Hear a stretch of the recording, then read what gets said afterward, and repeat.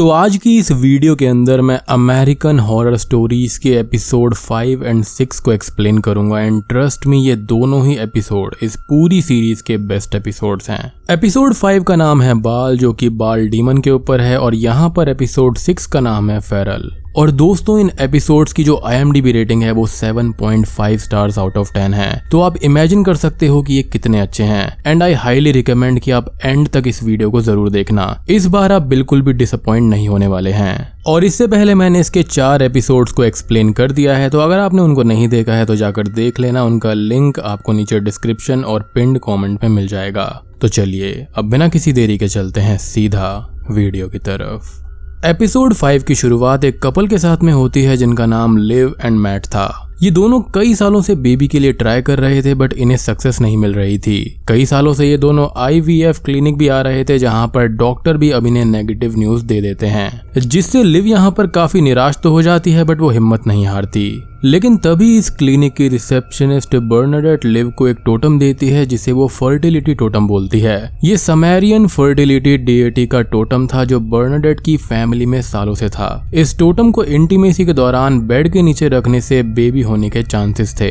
अब लिव को इस अंधविश्वास में यकीन तो नहीं था, लेकिन वो फिर भी बर्नाडेट के सजेशन को एक्सेप्ट कर लेती है। लेटर ऑन वो एंड मैट इंटीमेट होते हैं। अब कहानी 16 महीने आगे बढ़ती है जहां पर लिव को एरन नाम का एक बेबी बॉय होता है। यहाँ पर लिव फिर भी नाखुश थी एज बेबी एरन का लिव से उतना लगाव नहीं था। जब भी एरन उसके पास में होता तब वो रोता रहता था, लेकिन वहीं दूसरी तरफ मैट या फिर उनकी नौकरानी एमा के पास वो शांत रहता था। अब लिव को यहाँ पर ऐसा लगने लगता है कि वो एक अच्छी मदर नहीं है और वो एरन को ही काइंड ऑफ हेट करने लगी थी। लिव यहाँ पर काफी स्ट्रेस में होती है और वो गुस्से में उस टोटम को बेड के नीचे से निकालकर एक वेस्ट रूम के बॉक्स में रख देती है। रात को मैट अब अपने मेकअप के साथ में घर आता है जो कि लिव को डरा देता है। असल में मैट एक स्टूडियो में छोटा मोटा रोल करता था। वहीं दूसरी तरफ लिव की फैमिली काफी अमीर थी और इनकी लव मैरिज हुई थी। मैट अब एक अच्छे हस्बैंड की तरह लिव को समझाने की कोशिश करता है। उसके स्ट्रेस को वो पोस्ट मैटरनिटी डिप्रेशन कहता है। उसने डॉक्टर एलेनोर नाम की एक डॉक्टर के साथ में लिव की अपॉइंटमेंट भी फिक्स कर दी थी।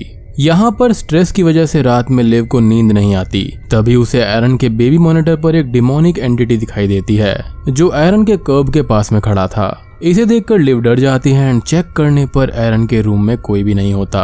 अगले दिन लिव ये सारी बातें डॉक्टर एलेनोर से कहती है जिसे वो आधी अधूरी नींद का इल्यूजन कहकर इग्नोर कर देती है। वो उसे स्ट्रेस रिलीफ के लिए कुछ एरन के साथ में बेबी स्पा एक्टिविटी करने के लिए कहती है और कुछ रिलैक्सेशन पॉडकास्ट भी रिकमेंड करती है। इससे अगले कुछ दिनों तक लिव की कंडीशन में काफी ज्यादा सुधार होता है और वो अपने बेबी से काफी अच्छे से कनेक्ट भी कर पाती है। तभी एक दिन लिव को वो टोटम फिर से देखता है। उसे किसी ने एरन के पास में रख दिया था। अब इस टोटम का डिजाइन बदल गया था और उस पर विंग्स आ गए थे।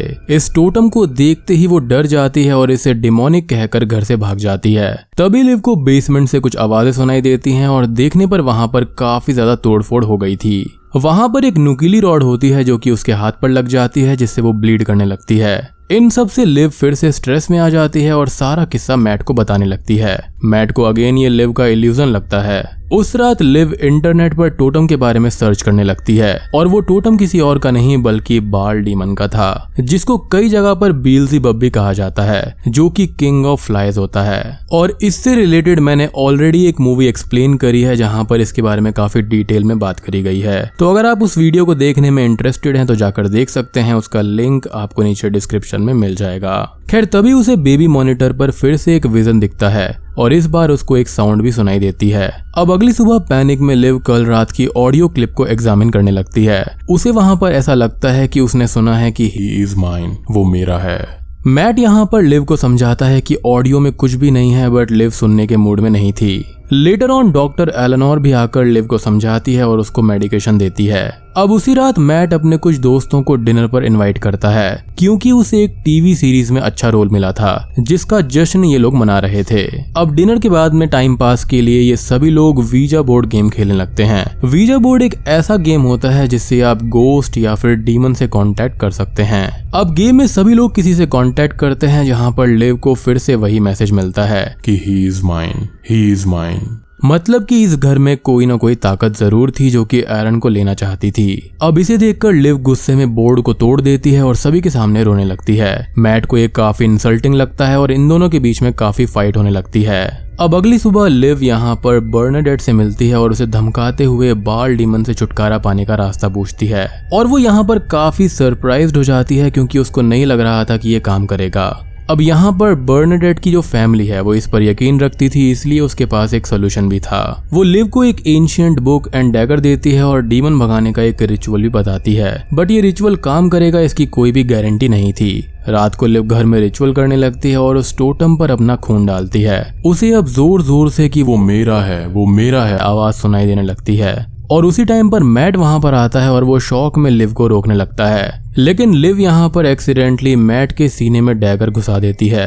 कहानी अब 2 हफ्ते के बाद में शुरू होती है और लिव अब एक मेंटल असाइलम में लॉक्ड होती है, जिससे मिलने मैट आता है। वो उसे हिम्मत देकर कैजुअल बातें कर चला जाता है और यहाँ पर अब खुलते हैं इस कहानी के पहले पत्ते। हम तभी वहां पर मैट को बर्नाडेट के साथ में इंटीमेट होते हुए देख पाते हैं, यानी कि वही लड़की जिसने यहाँ पर लिव को बाल डीमन के बारे में बताया था, यानी कि उस टोटम के बारे में। मतलब कि ये सारा का सारा मैट का ही बनाया हुआ मास्टर प्लान था।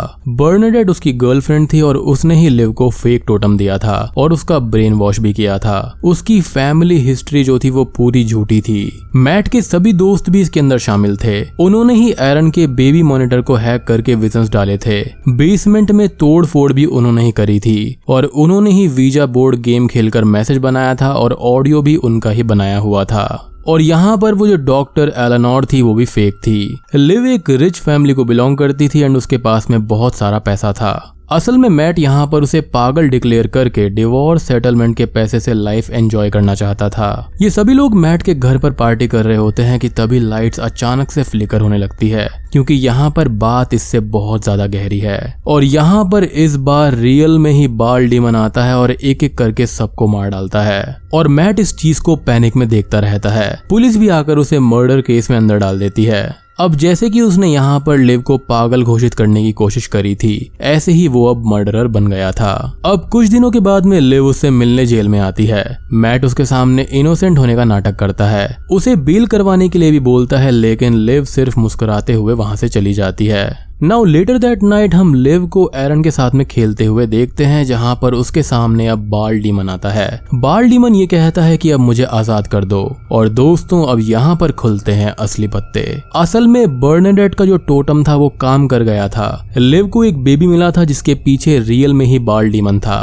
बर्नाडेट को जो रिचुअल फेक लग रहा था वो एक्चुअल में काम कर गया था। लिव ने यहाँ पर बाल डीमन को अपने वश में कर लिया था। बाल डीमन ने ही उसे मैट की सच्चाई बताई थी और उसने ही सबको मरवाया था। अब लिव बाल डीमन को रिलीज करने के लिए एक शर्त रखती है कि उसको एक और बेबी चाहिए। अब इन दोनों के ही इंटीमेसी सीन के साथ में ये एपिसोड यहाँ पर खत्म हो जाता है। और दोस्तों मुझे पर्सनली ये एपिसोड काफी अच्छा लगा, लेकिन ये तो कुछ भी नहीं है। अगला एपिसोड इससे भी खतरनाक है और बहुत ही ज्यादा डिस्टर्बिंग है। एपिसोड 6 का नाम है फेरल, जिसकी शुरुआत होती है एक फैमिली को दिखाते हुए। फैमिली के अंदर है जे, उसकी वाइफ एडी और इनका 3 साल का बेटा जेकब। ये तीनों एक नेशनल पार्क में कैंपिंग करने जा रहे थे, जिसे जे एक्सपीरियंसिंग द नेचर कहता है। ये तीनों ही पार्क के कैंपिंग साइट के एज पर अपना टेंट लगाते हैं, जो जंगल के काफी नजदीक था।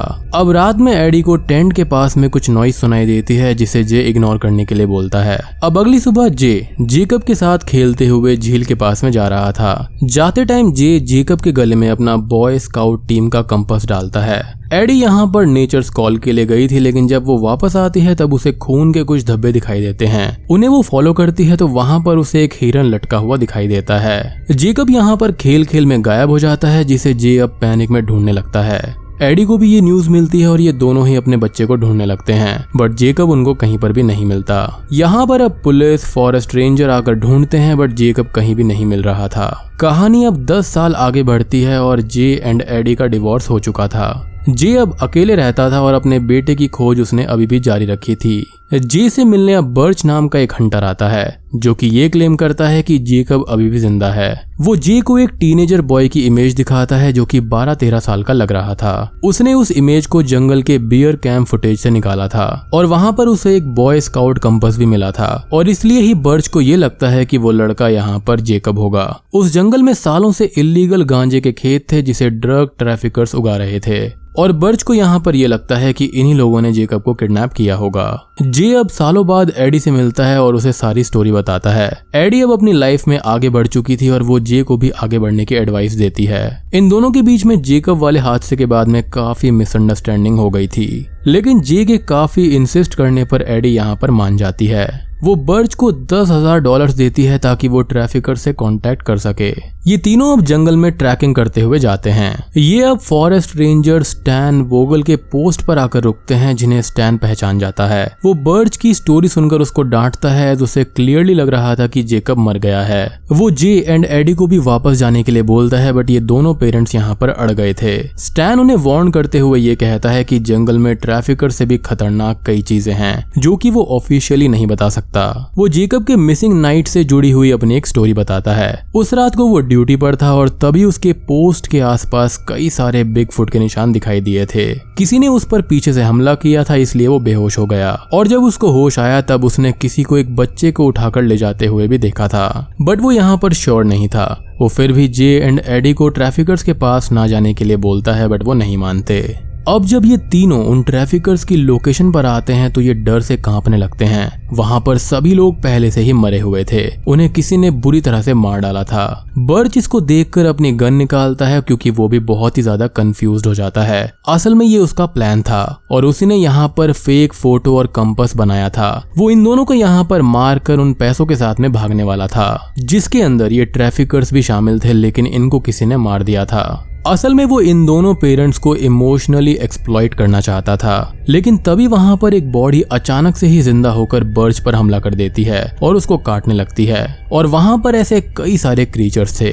बर्च अब पैनिक में गन चला देता है जो कि जे को लग जाती है। एडी जे को पकड़कर उसके साथ भागने लगती है और ये दोनों रात तक वापस स्टैन के पोस्ट पर आ जाते हैं। वो उसको सब कुछ बताते हैं लेकिन स्टैन इस चीज को सुनकर बिल्कुल भी सरप्राइज्ड नहीं होता और वो अपनी गन को निकाल लेता है। एडी ये पूछती है कि वो क्या थे तो स्टैन कोई भी जवाब नहीं देता। वो ये कहता है कि उसे एक्सप्लेन करने की परमिशन नहीं है। जे अब गुस्से में उस पर गन तानता है तो स्टैन यहाँ पर बातें बताने लगता है। स्टैन ये कहता है कि अमेरिका में नेशनल पार्क्स इसलिए नहीं बनाए गए हैं कि जंगलों को बचाना है, बल्कि इसलिए बनाए गए हैं कि उन क्रीचर्स को कंटेन किया जा सके। वो उन्हें फेरल नेशन कहता है।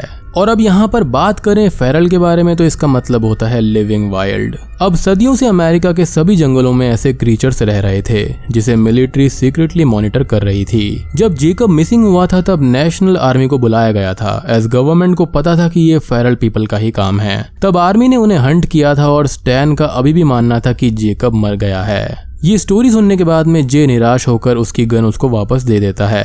अब स्टैन यहाँ पर जे का इलाज कर बैकअप बुलाता है। तभी उसके पोस्ट पर वो क्रीचर्स आकर हमला कर देते हैं। वो स्टैन को पकड़कर उसे जिंदा ही खा लेते हैं जिसे जे एंड एडी डर में देखते रहते हैं। अब जे एंड एडी यहाँ से छुपकर भागने लगते हैं बट कुछ ही देर के बाद में वो क्रीचर्स इनको पकड़ लेते हैं। और दोस्तों अब यहाँ पर खुलते हैं असली पत्ते।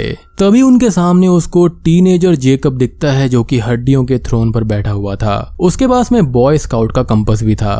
10 साल पहले इन क्रीचर्स के किंग ने जेकब को किडनैप कर लिया था और स्टैन ने शायद से उसी को इस बच्चे को ले जाते हुए देखा होगा और उसके मरने के बाद में जेकब को यहाँ पर किंग बना दिया गया। जेकब अब यहाँ पर काइंड ऑफ जे को पहचान तो जाता है लेकिन 3 साल के बच्चे को क्या ही याद रहेगा। और अब यहाँ पर इस एपिसोड का सबसे खतरनाक सीन आता है। वो अपने पेरेंट्स को देखकर ये कहता है कि डिनर। तभी सभी लोग जे और एडी पर टूट पड़ते हैं और उनको खा जाते हैं और बूम, ये एपिसोड यहीं पर खत्म हो जाता है। मतलब यहाँ पर कितना शॉकिंग है कि जिस बच्चे को ये इतने सालों से ढूंढ रहे थे वही उनकी मौत का कारण बना है। और ये एपिसोड जो है मुझे कुछ रॉन्ग टर्न 7 फिल्म की याद दिलाता है। वहां पर भी जंगल के अंदर एक कैनिबलिस्टिक कल्ट था और रॉन्ग टर्न 7 को मैंने एक्सप्लेन किया है तो जाकर देख लेना, link is in the description. तो दोस्तों ये थी अमेरिकन हॉरर स्टोरीज के एपिसोड 5 और 6 की कहानी। अब अगला और आखिरी एपिसोड जो है उसका नाम है गेम ओवर, जो कि एक हॉन्टेड हाउस के बारे में है और उसको भी मैं जल्दी ही एक्सप्लेन करूंगा। तो वीडियो पसंद आई हो तो लाइक कर देना, चैनल पर नए हैं तो सब्सक्राइब कर लीजिए। तो मैं आप सबको मिलता हूँ अगली वीडियो के साथ में, तब तक के लिए स्टे